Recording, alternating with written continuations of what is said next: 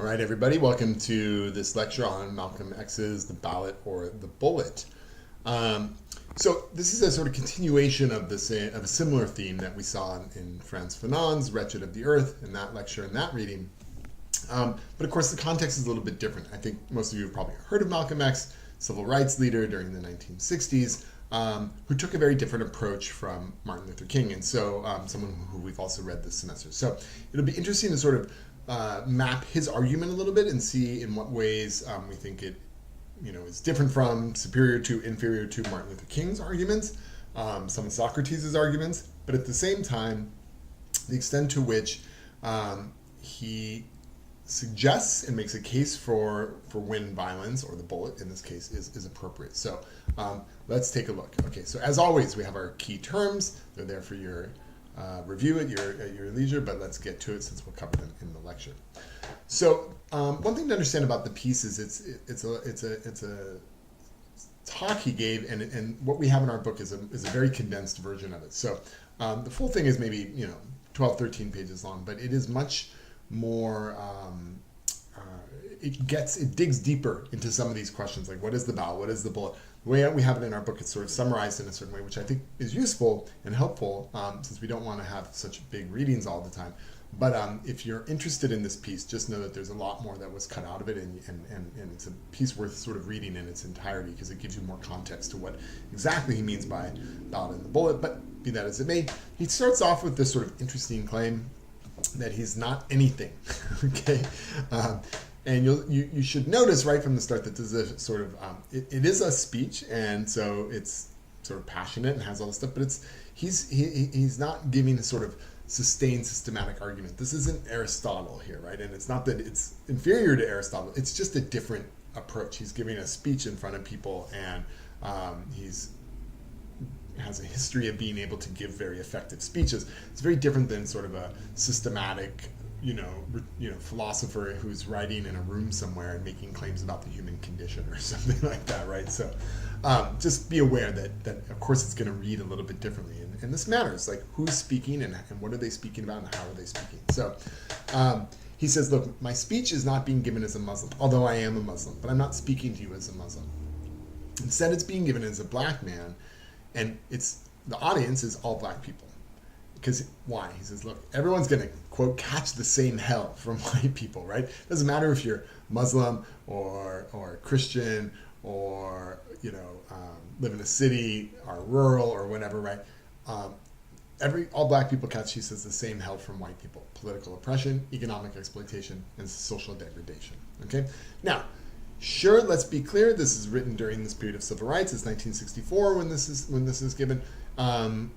Yes, things have changed, right? But Malcolm X still continues to resonate with a lot of people because, the arguments that all political oppression, economic exploitation, and social degradation have been fixed somehow, I think is not widely accepted. These problems still exist, even if some amounts of progress have been made in terms of access to political, economic, and social opportunities, okay? So what else though? He says, look, I'm not a Democrat. I'm not a Republican. He says, I'm not terribly political, right? But he says, I'm not even an American, right? And then he sort of has an aside. He says, unlike all the recent immigrants who come, right? They're all citizens, right? The Italian or the Polish person, right? Those are all citizens, right? But the black person isn't. For hundreds of years, right? We've been here and we're really not citizens, right? So he can't be accused of being like on the side of the Democrats or on the side of the Republicans. And so when he's critical, he's going to be critical of the entire system, right? He's not just one party or the other. And what we have in our reading is interesting. He's very critical of the Democrats because they happen to be the party in power at this point. The full talk he gives has some critiques of the Republicans as well. So I mean, he's critical across the board of the political parties in a white society. Okay, and he has a very potent speech, quote, which says, sitting at the table does not make you a diner unless you eat of some of what's on that plate. Being here in America does not make you an American, right? If you're born here, that doesn't make you an American. You have to have access to all the stuff that matters, right? Political, economic, and social opportunities, right? And if you don't have those things, then you might as well not be an American, right? And he's sort of saying like, just because I'm here doesn't mean anything, right? Like, I need access to the food, right? If I'm not a diner unless I'm eating, right? So he's trying to make this point that what he's saying right now is not rooted in any particular religion, tradition, economic class, any of this sort of stuff. He's speaking as a black person in America during this time period, and he says, look, we're systematically excluded from these things, and this is a problem. So, like, this isn't about Democrats or Republicans. This isn't about wealthy or poor. It has nothing to do with that, right? Christian or Muslim, any of this sort of stuff. Okay, so the speech, we should note, is made in an election year, and so he's sort of anticipating this because the politicians, he says, are going to come. Because the politicians always come during the election years, and they make all these promises, particularly to the black community, and they say, oh, we're going to do this for you politically, socially, and economically, and then they win the votes that way, and then they go off to Washington, D.C., and they don't do anything, right? And so he says, they're coming this year, and so you got to be ready for their false promises, okay? And so this is where he starts to introduce this rhetorical device, where the ballot or the bullet. Again, it's a rhetorical device. In the full speech, he comes back to it over and over and over again. We get it many times in our reading, but it comes back many, many times in the full speech, which, again, I think is why it's an interesting read. But he says, look, you got to wake up, right? Black people got to wake up. You voted the Democrats into power, and what have they done? They let you down, right? So what does that mean? It's the ballot, he says, or the bullet. You need to become politically mature, he says. When you cast a ballot, you're supposed to get something in return, right? Those leaders who make promises to you, they should deliver on those promises, right? So it's sort of twofold, right? If you're denied a ballot, which is, of course, the whole point of the poll tax and the literacy test and this whole systematic period of Jim Crow, where black people were effectively disenfranchised for 100 years post the Civil War, so that you're denied a vote, right? Or he says, if you have a vote, if you're in the right state or whatever, but those politicians just lie to you and they don't actually follow through on the vote, well, then you've been deceived, right?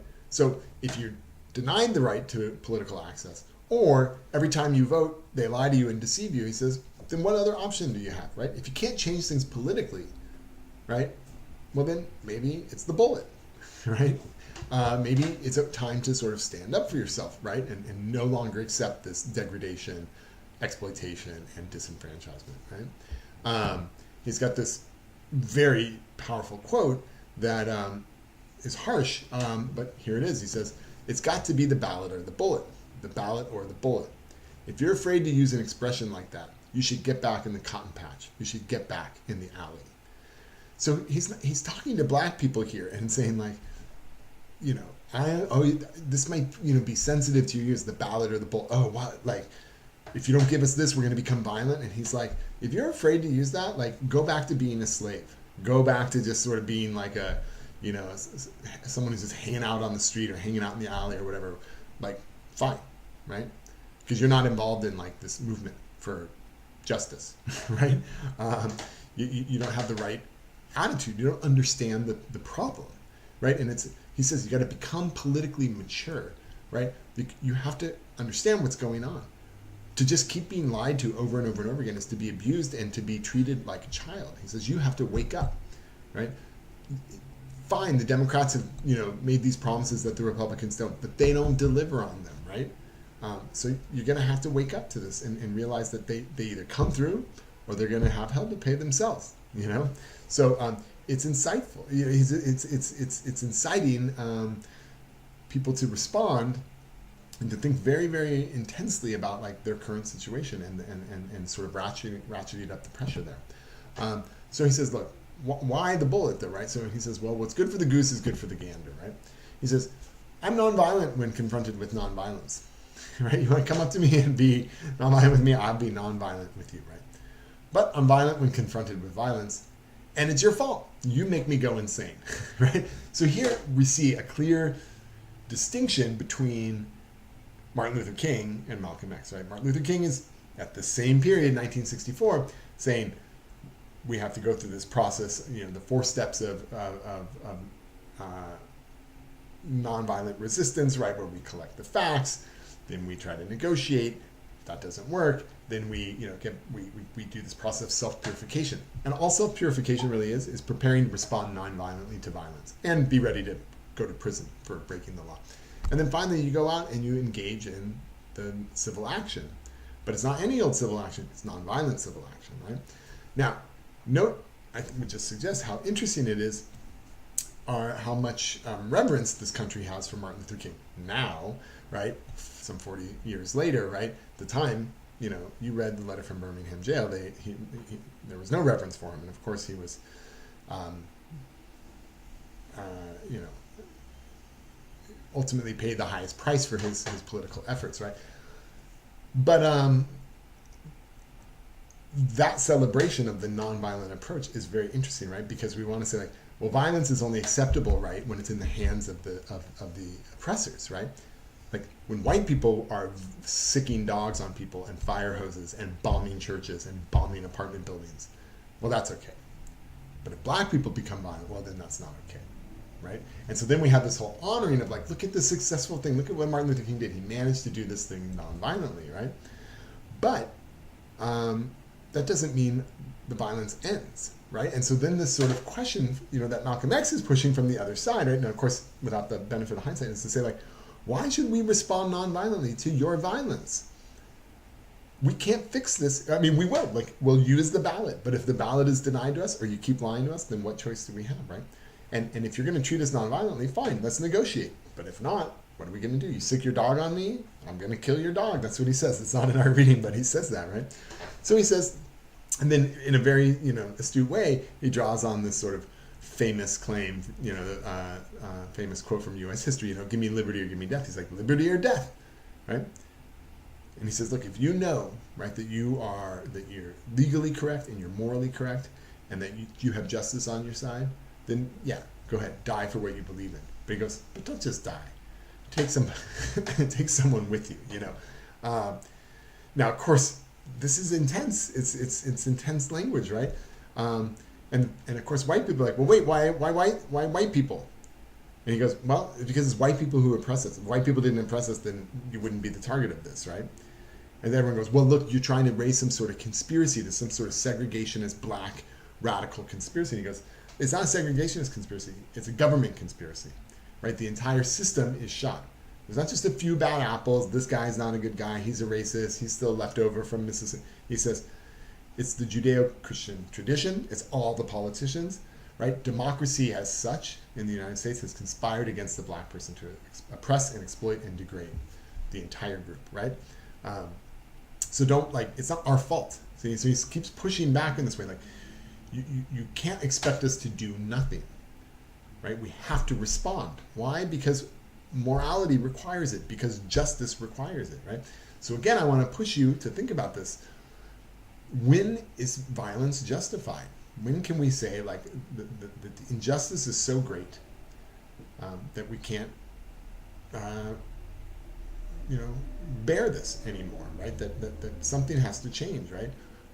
When is it that it becomes justified, right? It's a tough question. So he says, look, if we're going to be involved with the civil rights struggle, he says it's got to be redefined, right? From what Martin Luther King was leading, right, to include black nationalism, right? Because right now that's excluded from the movement, right? And so we'll talk about what that is in 1 second. But he says whatever civil rights is, it's not attending to a lot of us, right? It's attending to this sort of King-based approach of nonviolence. It's very centered around in the South and has, like, the very specific targets of, like, segregation. But, you know, you have all these black people living in the North who aren't racially segregated, who are effective, you know, like, don't live under the harsh law of racist governors and things of this nature, and yet they're at best second-class citizens, right? So and exploited and disenfranchised, et cetera, et cetera. So he says it's got to include that. So he says here's the thing that we got to start doing, right? We have to compare. We have to, like, advance our cause along the lines of human rights, not civil rights. Okay, so civil rights are what? They're things that are granted by the state, right? Which he says is just the jurisdiction of Uncle Sam, right? Like that's who determines what the civil rights are and enforces them, right? And it can grant them, it can take them away, and they can keep you ignorant, he says, right? The state doesn't want you to appeal to human rights because they want you to just appeal to the local state or government, to Uncle Sam. Well, why? Because Uncle Sam will say, like, well, no, you have a vote. You vote for the Democrats and the Republicans, right? And it creates this sort of, you know, system where the oppression continues, even though you feel like you're being, you have certain rights, or they'll just take them away, like they did during periods of slavery and Jim Crow. So he says, human rights, by contrast, they aren't given to you by the state. They're not granted by some government, the next president, the next Congress, right? You're born with them. They're God-given rights, right? They're recognized universally. And so he says that's what we need to do, is expand to the level of human rights, since civil rights are basically meaningless, as evidenced by our status in this country, right? So Uncle Sam, he says, has so much blood on his hands, right? What rights could it possibly give to the black man? So we ought to let the world know about this hypocrisy. Now, it can be hard to hear this language, for people who love America, but he's saying, like, look, you got 300 years of violence and death and slavery on your hands. Like, what rights can you give to us? Like, what position are you in to give anybody rights? Right? Let's let the world know about your hypocrisy, that you're this democracy that claims to be the leader in rights, and yet you've got this entire population of people who, going on 300 years, have been absolutely oppressed and terrorized. So let's let them know, and then we'll find solidarity with groups who are oppressed across the globe, right? As they raise their human rights concerns. Okay. So at the end, right, he sort of talks about finally, like, what is black nationalism going to be, right? So black nationalism is a movement that has its roots in, the early period of America, and there's some sort of people you learn about in U.S. history class, Marcus Garvey and some other people like that. But it sort of comes into its own in the 20th century with the Nation of Islam and Elijah Muhammad.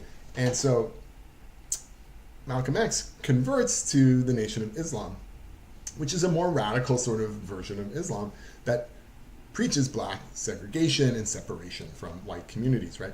They see Christianity as the religion of white men, and it's been used to advance slavery and the oppression of black people, which is why they find in Islam, right, this religion that doesn't belong to white men, and yet retains these important features of faith in God and all this sort of stuff. But it's fairly radical, right? It's segregationist, and it promotes certain amounts of this question of nationalism, right? Black identity and black power over and against the white power of the state, the power of the state, and white people who tend to have that power, right? Eventually, right, Malcolm X goes to Mecca on a Hajj, and when he comes back, he sort of has a sort of revelation and mitigates or moderates his views, and he leaves the Nation of Islam, remains a Muslim, is no longer in the Nation of Islam, and he starts to move away a little bit from these positions of violence, or the use of the bullet if necessary. But it's never clear that he moves like all the way away from it, right? But he nevertheless remains a black nationalist, and these are some of the elements or components, right? He says political philosophy, right? What's our political philosophy? That the black man, the black person, should control the politics and politicians in his community. So he says you can't throw away your ballot, right? Why? Because your ballot is actually like a bullet, right? You don't, just like you don't shoot a bullet till you see your target, you don't cast your ballot until that target is within reach. You keep the ballot in your pocket. You keep it, ready until that person. So if someone comes in, flies by, and says, "I promise to do this thing for you," you don't, give it, right? You vote for local control and local power, right? Those people who promise to return power to you, or are going to actually be from your community, this kind of stuff, right? So he really wants to see that, like, people use their ballot in a very concrete and direct way, which is to control politics locally, right? And the politicians, right? They should be answerable to you. So here you see, like, that all of a sudden the ballot is like the bullet in a non-violent sort of way, right? And so he plays with this idea a lot. In one respect, he says, no ballot, violence. If you're violent to me, I'll be violent towards you.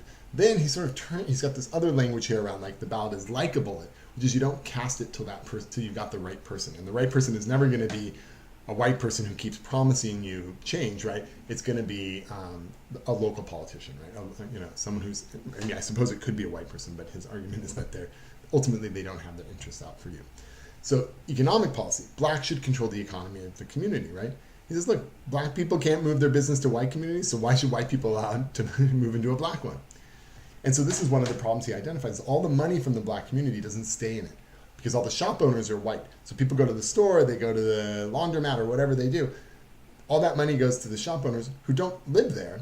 They leave, right? They go back to their white suburbs. But of course, no black person can start a business in a white community. So he says, if that's the case, right, then, like, white people shouldn't be allowed to either. Let's control our economy, right? Now, this suggests a certain element of racial separation or racial independence, which is something that Malcolm X rejects, this idea of total racial separation. He comes to reject that position. So again, you see some tension here with him where he wants to argue for economic control, which suggests a certain amount of racial separation, but he's not entirely endorsing that, right? He is endorsing a sort of moderated version of that. And then last, the social philosophy says we've got to rid the community of vices like evils of drugs and alcohol and this sort of stuff, right? So you want but that's your own project, right? So what's interesting here, well, not your own, but the community's projects. And so he says, actually, black nationalism is not a project, has nothing to do with white people. It's not about reevaluating white people, right? He says, we already know the white person, right? They're scoundrels and oppressors. I don't need to think about them anymore, right? Instead, black people, the black man needs to reevaluate himself, right? Like, where do we stand? What are we committed to? What sort of politics and economics and social policies are we committed to, right? He says, there is no appeal to the moral conscience of America, as MLK was trying to do, right? The gadfly thing, right? He said, if the white man had a conscience, he wouldn't need his mind changed, right? I mean, think about it. If white people felt, concern about black oppression and Jim Crow, you wouldn't need your mind changed. If you had a moral conscience about it, you would already be acting on it, right? So he says we're not really worried about that. Instead, we need to change the black person's mind and bring it together and unify the black community, right? So get everyone on board about these sort of the political, economic, and social goals and the importance of recognizing like the false promises that are made by the white politicians of both parties, right? And the fact that just recognizing history for what it is, right? That civil rights aren't going to guarantee them anything, that they need to appeal outside of the state for recognition of their personhood. And then this last part, right? If political parties form out of this, so be it. He says, ballot or it's the bullet. It's fine if we have political parties, but we only support organizations committed to this new way of uplifting the black person, right? No more, right? He has this sort of thing, no more sitting around saying, we shall overcome, right? This sort of Christian, we just suffer and we're non-violently, we just suffer in peace until we get over it eventually, right? Like there's a again, it's like he's very critical of this sort of passive attitude of nonviolence, right? He thinks like violence needs to be met with violence in a way that Fanon sort of makes that argument, right? If the currency and the economy of the oppressors is violence, they're not really going to respond to nonviolence in a meaningful way, right? The only thing they really respond to is more violence. Now, has that bore out in our history? Not exactly, right? Martin Luther King ultimately was successful, and there was this nonviolent movement was successful. So in that regard, there's sort of something to the sort of claim that nonviolence can work, but the U.S. is a complicated sort of place. It required like the intervention of the federal government to end racial segregation in the South. It wasn't like the leadership in the South looked around and was like, oh, are we being too violent here and you're non-violently protesting? Okay, we're done, right? So it took this, literally the National Guard coming in, right? And this sort of tearing of the fabric of the American system. At that point, right, basically everyone who had been a Dixiecrat or a Democrat, right, from the old party completely switched over, right? So there was this, became today's Republicans. And so you have this total like reshifting of the American political landscape that unfolds, right? It's a really complicated event that that didn't go away, right? That we still to this day have people who want to reinstitute Southern ways of life and values and all this stuff, which is to say like the racial superiority of white people. This hasn't gone away. We have KKK members marching through the streets and things of this nature. So it is a complicated set of considerations. At the same time, you had these sort of black liberation groups. Oftentimes they were armed, and this became a problem, right? Where it just ratcheted up the tension, right? And so then the nonviolent approach starts to seem a lot more preferable than the violent approach, right? And the U.S. government is working on two hands. On the one hand, they want to, in the North they're doing practices, in the South they have other practices. They also want to, they're mindful of their likelihood of getting reelected. There's a lot of, politics that goes into these decision making. So it's a complicated question about the extent to which violence is justified or not. And again, what happens if like people start to lose the vote? And increasingly we're seeing today, right, that there's many efforts to reduce voter turnout amongst minorities, right, as they overturn the Voting Rights Act. The Supreme Court did a couple of years ago. Almost immediately we started to see all these states institute rules, redraw maps, do all sorts of things that would water down or weaken the value or make just impossible black voting. So what happens if the ballot's taken away, right? What does that mean? So again, we want to just ask this question. We don't want to say like, is this person right or wrong? We want to ask the harder question, right? Which is, when, if ever, is violence justified? Do you think Malcolm X makes the case that it could be justified under certain conditions, and or not, right? Is it never justified? And if it's never justified, okay, then what do we do with oppression? And what do we do with that seems to be systematic and unending, and especially when the oppressors are unwilling to grant any sort of other recourse, right? Legal, political, economic, social recourse for people to have an outlet to seek to address or redress these injustices. Okay, so that's it for this one.